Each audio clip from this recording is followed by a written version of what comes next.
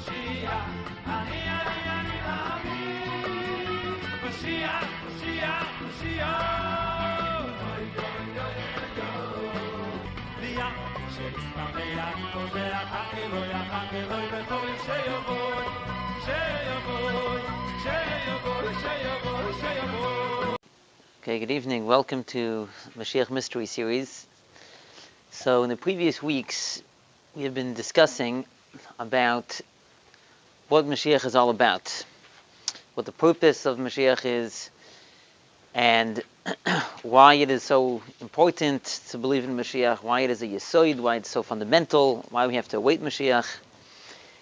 So we'll start this week discussing the process of Mashiach's coming.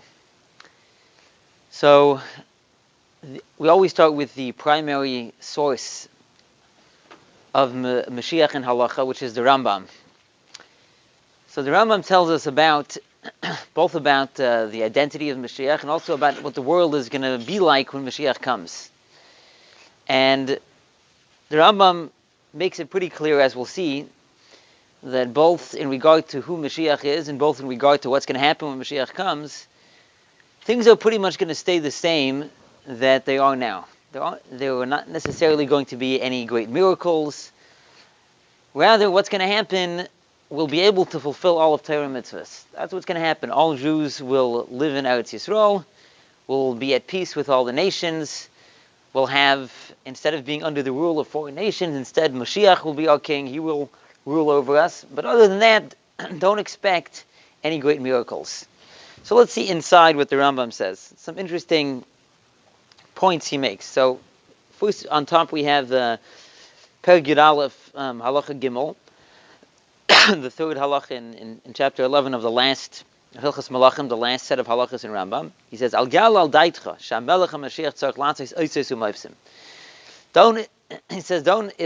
It shouldn't occur to you that Mashiach will have to make wonders and miracles, u'mechadish dvarim ba'olam, and make new things in the world, u'mechayim meisim akayitzu b'dvarim elu, or resurrect the dead.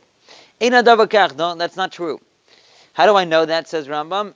Shahrei Rabbi Akiva, chacham gadol mechachmei mishnaya, because Rabbi Akiva, who is a great sage, one of the sages of the Mishnah, he was the personal, I don't know how to translate Noisei Kelev. He was like the personal assistant of Ben Kuziva HaMelech, who's also known as Bar Kochba.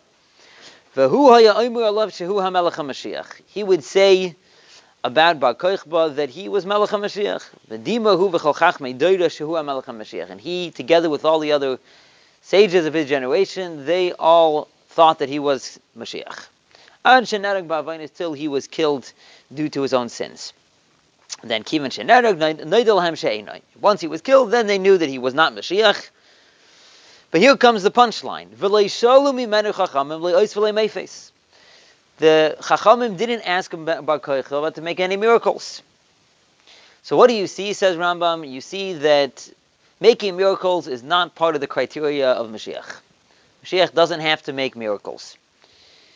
And then the Rambam concludes with an interesting line, which seems a little out of place. He says, "Ve'ikar hadvarim kachahin." The main point is as follows: that this Torah, its mitzvahs, are forever and ever. You can't add or subtract. So the Rambam seems to be adding over here that not only shouldn't you think that Mashiach is going to make wonders or miracles, but furthermore he's telling you, if you think that Mashiach has to make wonders and miracles, then somehow this is against the fact that Torah is everlasting. This is like against the whole concept of the eternity of Torah, somehow. Somehow it's you're adding or subtracting from Torah. And seemingly, what's the connection, right? So, okay, maybe Mashiach has to make miracles, maybe he doesn't. What does it have to do with the fact that Torah is everlasting? So that's a question that the Rebbe asks. So before we get to the answer, let's look at Perek Yud Beis. Over here in Perek Yud Beis as well, the Rambam makes the same point in regard to the era of Mashiach in general. He says, Al gal al halev, shebi moisa Mashiach yibatel davar mimin hag yeshul olam. It shouldn't occur to you that in the days of Mashiach, that the ways of the world are going to change. Or there'll be anything unique in creation. Rather, the world is just going to go its course. Now, now you're going to ask me, it says in Yeshaya, it says in the Navi, the prophet says that the wolf will lie with the lamb, and the leopard will crouch down with the kid goat. You should know, says the Rambam, Mashal v'chida. All this is just a parable. And what's the parable? Yisroel The whole concept is that the Jewish people, they'll be dwelling in tranquility with all the nations of the world, Hamashulam Kazeh v'nama, which are compared to a wolf and a leopard. And he goes on and so on and so forth. And the main point he says in the next halach is Amru Chachamim, Ein bein ha'olam hazeli ma'aseh Mashiach ela shibud malchus bilvad, that our sages say the only difference between this world and the days of Mashiach is the fact that now we are under the subjugation of the other nations, and when Mashiach will come, so then Mashiach will rule over us. Okay, so once again, the same point is that when Mashiach will come, it's not about wonders and miracles. So in other words, the way the Rebbe defines it is that since Mashiach himself is not about wonders and miracles, therefore the era of Mashiach is not about wonders and miracles, right? One thing is dependent on the other. If Mashiach had to make wonders and miracles, so obviously in the era of Mashiach there would have to be wonders and miracles, right? But since Mashiach and the whole era of Mashiach, it's not about wonders and miracles, so therefore Mashiach himself doesn't have to make any miracles, and we shouldn't expect any miracles to happen when Mashiach comes. Now, of course, we have to point out that there are other opinions. There's the opinion of over here the Ravid and others who disagree with the Rambam, and they hold that there will be miracles when Mashiach comes. But right now we're not going to get into that. We're just going to focus on the Rambam's opinion. Maybe another time we'll get into the other opinions and how the meaning behind them, and explain the difference of the opinions. Okay, but let's try to understand just this concept in general. Why is the Rambam, why is he focusing on this whole idea that Mashiach has to be a natural occurrence, right? And it can't break the laws of nature. Why? What's the problem? What's the big deal? He says he keeps on telling us again, don't think that Mashiach has to make miracles. The Mashiach is not going to be miracles, nothing's going to change. Why? So we can understand the answer to this is based on what we've been discussing the last couple of weeks. Based on how the Rambam defines what Mashiach is all about. So in the famous Sikha in Chelek Yud Ches of Likutei Sichos, which is also in the Dvar Malchus that the Rebbe gave out on Tesvav Iyar, so the Rebbe explains over there that the definition of Mashiach, according to the Rambam, is it's the time when we're going to have the shleimus of Torah mitzvahs. It's the time when we're going to have the ultimate perfection of Torah mitzvahs. Since we'll have a king, who's a descendant of David HaMelech, he'll bring back the Malchus Beis David, the Davidic dynasty, and he'll bring back all of the Jews to Eretz Yisroel, and through him we'll be able to have all of the mitzvahs. We'll be able to have Karbanis and Shemitah and Yovel and all these things. So that's the definition of Mashiach. So now the Rebbe takes us a step further. So this is the main point here. This paragraph here. This is part of that Sikha. The Baal shehanal gidroi v'inyan shel Mashiach shleimus v'nkiyam hilchos mitzvahs haTorah. Now that we've defined that what's the whole idea of Mashiach, it's the fulfillment of the halachas, the mitzvahs of Torah, all the commandments of Torah, is oibsis oilal hadas. So if you'll imagine that Mashiach has to make wonders and miracles or make new things in the world, to poilen ashinuyin welt, to change the world, is das bestira zu dem was Torah hazois chukeh mishpatel la'olam. So this is in contradiction to the fact that Torah is everlasting. So the Rebbe is speaking over here in very, very short over here, and like sort of shorthand over here. But I think what the Rebbe means is as follows: that Now that we understand that the whole concept of Mashiach is that to bring back the shleimus, to bring back the ultimate perfection of Torah mitzvahs, if you're going to tell me that Mashiach has to make wonders and miracles, what are you telling me? If that's also part of the defining quality of Mashiach, what are you telling me? You're telling me that in order to have the shleimus of Torah and mitzvahs, you need to change the world. You need to have a miraculous world. You need to make wonders and miracles. That means the world the way it is cannot have the shleimus of Torah and mitzvahs. That's what you're saying. You're saying that Mashiach, who's about the shleimus of Torah and mitzvahs, he needs to make wonders and miracles. Otherwise, he's not Mashiach. Otherwise, he's not Mashiach. That means you're telling me these two things go hand in hand. That the only way to bring back the shleimus of Torah and mitzvahs is through changing the world, through altering the course of nature. But that's not the point. The point of Torah and mitzvahs is that the world the way it is now, the world the way it's operating according to the natural order, in this world we can have shleimus ha-Torah and mitzvahs. In this world we can have Torah and mitzvahs the way it is. So if a person is going to say that you have to change, the Mashiach has to change the world in order to make that happen, the Rebbe is saying it's like bestira to the fact to nitzchias ha-Torah. But what is nitzchias ha-Torah about? The eternity of Torah. It's not just that, if Hashem wants, He could make a miracle and change the world, and then we could be able to fulfill the Torah mitzvahs. Nitzchias ha-Torah means that Hashem gave the Torah in this world, that we should be able to fulfill the Torah in this world the way it is. Not that we have to change the world in order for it to make it happen. So if you say that you have to change the world, the Rebbe highlights the word la'olam. It's a stira to the fact that the Torah is la'olam. And it looks like over here, the la'olam the Rebbe seems to understand it in a double meaning. So the simple meaning of la'olam means that it's eternal. But it seems that the Rebbe is understanding it as la'olam, like to the world. In other words, you have to understand that ha-Torah hazeiz chukei mishpateha is la'olam. It's to the world. In other words, the Torah, we can bring the shleimus of Torah mitzvahs in the world. We don't have to alter the course of nature in order for that to happen. So I think that seems to be the Rebbe's main point. And I think if you turn over the page in the Hadron on the Rambam from Tafshin Memvav in 1986, I think the Rebbe explains this even more. Over there, the Rebbe focuses on Perek Yud Beis, on chapter 12, where the Rambam talks about how the world is not going to change, but the world will be at peace. And the Rebbe asks, why is it so important for the Rambam to explain how the world is going to be at peace and will be at peace with all the nations? Why does he need?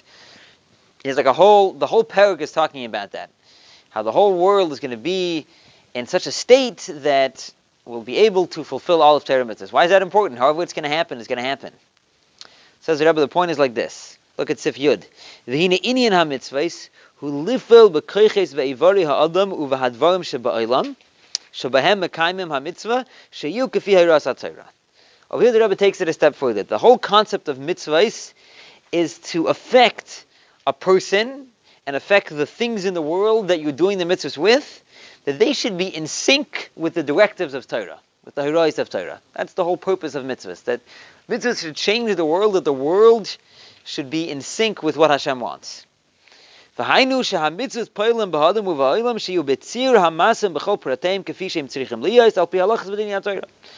whole concept of mitzvahs, that a mitzvah is supposed to affect the person in the world, that they should be in such a state that they are going to fit with the way mitzvah should be fulfilled. When is that going to happen? That's the whole idea of Mashiach, that's when the world is going to be in that state. That's when the world is going to be in this state. Meaning not only won't there be any obstacles to fulfilling Torah mitzvahs, the world itself will be in such a way that it will be filled with the knowledge of Hashem, in order that we'll be able to fulfill the mitzvah of knowing Hashem in the most perfect way. So go to the last paragraph. Now we'll understand why the Rambam is expending so many words in describing how the world's going to be when Mashiach comes. Af shehatiu the matzav ha'olam hu l'chayra rak t'nai inyan study shal yidei zeh efshar kiyam Torah mitzvot b'shleimus. Even though it seems like this description is just like a side thing that the Rambam is just describing, that the world is going to be in such a state that we'll be able to have the fulfillment, the ultimate perfection of Torah mitzvah. It just seems like a side point. Okay, so that's how it's going to happen. The world will be in such a state that it's going to be different than the way it is now. So why is the Rambam being so ma'irich? The fact that the world is going to be in such a state. This underscores the whole concept of the shleimus of Torah mitzvahs, that the whole purpose of Torah mitzvahs is to affect the world, that the world should be in such a state. Therefore, knowing this concept, this is included in our emunah in Bias HaMashiach. In other words, the Rebbe is explaining over here a little bit deeper what's the concept of the shleimus of Torah mitzvahs. Shleimus of Torah mitzvahs doesn't mean, technically it's just going to happen. The Mashiach will come, so then now the world will suddenly be in such a state that we'll be able to fulfill all of Torah mitzvahs. It's more than that. The whole concept of Bias HaMashiach, this is the ultimate goal of what Torah mitzvahs are accomplishing. Torah mitzvahs are refining the world, or elevating the world in such a way that eventually the world will come to a state that it will be in sync with what Hashem wants. It will be in sync with Torah and mitzvahs. So now, if you're going to tell me that when Mashiach comes, what's he going to do? He's going to suddenly make wonders and miracles, and suddenly everything's going to change. So basically, what are you telling me? You're saying basically everything, all of our Torah mitzvahs that we did throughout Galus and everything, we didn't really accomplish much. We didn't really accomplish our goal, right? Mashiach needs to come along, and he needs to alter creation and change the world and make miracles, and only then is the world going to be in a state that it's in sync with Torah mitzvahs. That's totally missing the point. The whole point is that through doing Torah mitzvahs, throughout Galus, throughout exile, and throughout all the generations, we are elevating the world slowly but surely until eventually the world is going to come to a state that now it's in sync with Torah mitzvahs. Well, just to point out, I think now we can understand what the Rebbe spoke in Tafshin Nun Aleph in 1991, how the fact that the fall of communism, that was one thing the Rebbe spoke about, the fall of communism, this is one of the major signs that that the world is ready for Mashiach. So, of course, it was a big miracle, right? How it happened and the fact that it happened, and of course it's amazing that now there's freedom of religion. Why is that the sign? This is the sign. This is now we see the world is ready for Mashiach. What do you see? That's the whole idea. Because what's the whole idea of Mashiach? The whole idea of our avodah in Galus is that we're refining the world, we're elevating the world, that the world should be in sync with Torah mitzvahs. Now the world is in such a state that there's almost not a single place in the entire world where it's not possible to fulfill Torah mitzvahs. So of course Mashiach is not yet revealed, and he hasn't yet built the Beis HaMikdash, and not all the Jews are living in Eretz Yisroel in such a way that we're able to fulfill all of the mitzvahs. But the very fact that the world, in a very natural way, right? It's like a normal thing, freedom of religion, that's normal. The world, so to say, it changed in a natural way that now the whole world is open to the concept that Jews can fulfill Torah mitzvahs. So what does that mean? 1 + 1 = 2, that the world is now ready for Mashiach. That's what Mashiach is all about. That the world should be in such a state, naturally, that it's ready for the shleimus of Torah mitzvahs. So, that seems to be the Rambam's idea. Now we can understand another thing, right? That in the other Sikha in the Dvar Malchus, in Chelech of Zion, in Bechukaisai, so over there the Rebbe talks about this whole concept that, the Rambam says that there's not going to be any miracles. But at the end of the day, you find many different sources in Chazal where it talks about there's going to be miracles. It talks about what? Yeah, about the miracles of Yemais Mashiach, right, and all these things. Okay, And a lot of these things you can't explain that they're going to be just like a mashal v'chida. You can't just explain it. It's going to be an analogy, a parable, right? For example, tchias hamesim, yeah, there's going to be the resurrection of the dead, right? So it's not an analogy, right? This is one of the Rambam himself says this is one of the Yud Gimel Ekei Emunah. This is one of the foundations of our faith. And there's other things that it's clear that it's not. They are not a mashal. Like it talks about the ilonei srak, right? The trees which are not fruit bearing. Right, they're going to bear fruit, right? So, once again, how's the Rambam going to explain that? So, based on this whole idea, the Rebbe explains that the idea is like this. Look at the Sifyud Beis; it goes from left to right. Yeah, it says, "Al pi kol anal, that men euch verstehen, shitas Rambam bescheiches zu den verschiedenen Psukim im Memori Chazal wegen die Yehudim de la'asid." Now we can understand the Rambam's approach to all the different Psukim in Memori Chazal regarding the nevuos of Moshiach. The Yehudim in a voice v'alchareden vegen Moshiach and Geulah. So any prophecy that anything that our sages or that the Nevi'im say that talks about Moshiach himself was erveton, was ervet ariskumen ba'olam agdei und was es vet ariskumen ba'olam agdei biyase. Anything that he personally is going to do, or anything that he's going to affect in the world as a result of his coming, learned the Rambam as he's nitkin eating from bittul minhagi shalaylam. So the Rambam understands all those things, anything that's directly related to Mashiach. The Rambam says that's not change, that's not altering the course of nature. And that's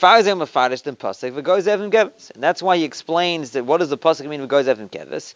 V'shed behemshech to v'yatza chaytzu migezeh yishai. Das is mashal v'chida. So, in other words, if you look in the Nevuah of Yeshaya there, so it talks about first v'yatza chaytzu migezeh yishai. There's going to be a branch that's going to come out from the descendant of Yishai. In other words, Mashiach. And then it talks about v'gozev im keves will be the wolf will lie with the lamb. So since v'gozev im keves is coming as a hemshech, as a direct continuation of the Navi talking about Mashiach, the Rambam holds that this can't be a miracle. It must be a mashal. However, the last paragraph, yeah, however,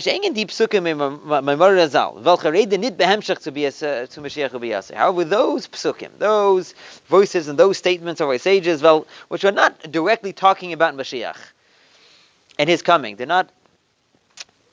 It's no vegin devuis v'Yehudim was velen zayin la'aseh lavai. Right? It's talking about different prophecies, other things that are going to happen when Mashiach comes. Like he talks about, there'll be all the wild animals, wild beasts will be removed from the earth. And the fact that the non-fruit bearing trees will bear fruit. Is the Rambam Taka Mefader says he's and the Rambam has no problem explaining that it's going to happen literally. And it's going to happen at some later period. In other words, like this, the problem is not that there can't be miracles. There could be miracles when Mashiach comes. Rambam's not against miracles, right? Miracles have always happened, they'll continue to happen, there'll be even more miracles after Mashiach comes. The point is that they are not tied into Mashiach himself and anything that's going to happen as a result of the fact that Mashiach himself is coming. After Mashiach comes, other things will happen. There'll be Tchias HaMesim, that's a whole other concept, the resurrection of the dead. It doesn't directly relate to Mashiach. Because again, the whole idea that the Rebbe is bringing out over here is Mashiach. You can't say that Mashiach has to make miracles. Because Mashiach is about Shleimus HaTorah Mitzvahs. Mashiach is about bringing back Malchus Beis David, and bringing back the Shleimus of Torah Mitzvahs. So therefore, that cannot be connected with miracles, as we discussed. But there could be other miracles that are going to happen.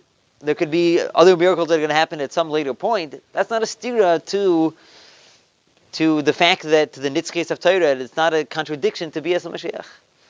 So that's the Rambam's approach, the way the Rebbe explains it. That anything, any nevuah, anything that relates directly to Mashiach, so the Rambam explains it as a mashal, as a parable. But anything that doesn't directly relate to Mashiach, so the Rambam says we could explain it as in the literal sense. Moirach v'doyin. What about Mashiach? They said he'll have to smell. That's a miracle, yeah. So the Ravid brings that the Ravid brings up that question on the Rambam, right? The Rebbe talks about it in the footnotes on the Sicha and Chilach of Zayin.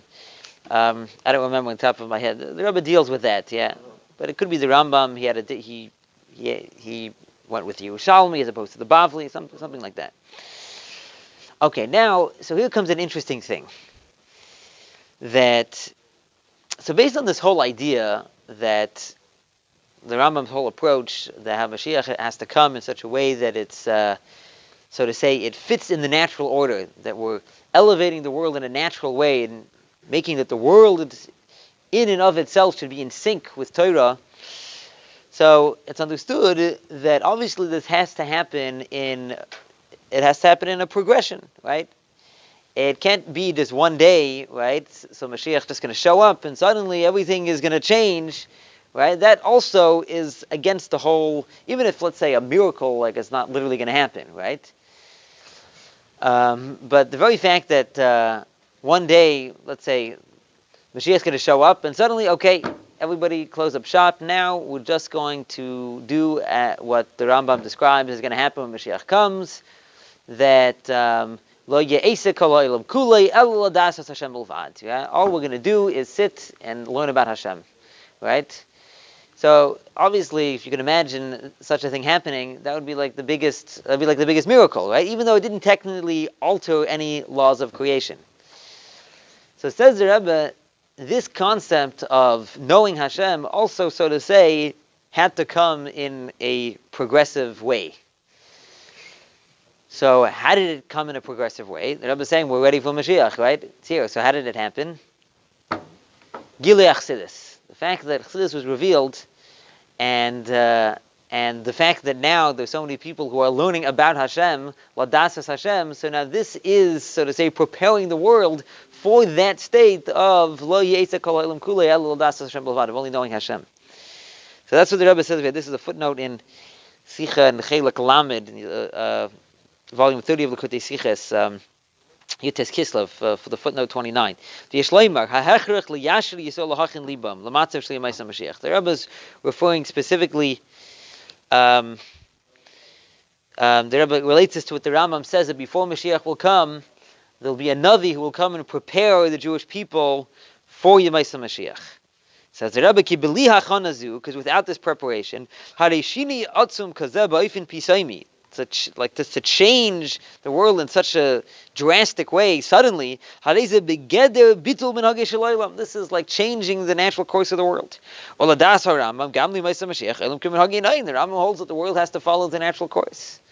So the Rebbe relates this in the Sikha. I didn't quote the whole Sikha over here, to learning Chassidus. The Rebbe says that's why we have to learn, that's one of the reasons why we have to learn Chassidus, because besides for the fact that we have to learn Chassidus, because we have to learn Chassidus now, because that's preparing the world for Mashiach. Because, again, the whole idea of Mashiach is that, not that it's going to come, so to say, as a new thing that's superimposing upon the world, that now we're changing the world in order that it should be in sync with the Torah Mitzvahs, or with Torah Mitzvahs. Rather, the whole concept of Mashiach is that the world is being elevated, so to say, in a natural way, that the world in and of itself, in a natural way, is ready for Mashiach. And that's why we have to learn Chassidus, and that's why we have to spread Chassidus, in order that we should be ready, that the world should be ready that when Mashiach comes, we're like, okay, this is what we're waiting for, this is what we've been doing, this is what we're preparing for. We should be zoicha that we should be, Mashiach should reveal himself immediately and take us out of Galus, and we should have lo ye'esek kol ha'olam kulei elo ladasas Hashem b'lvad.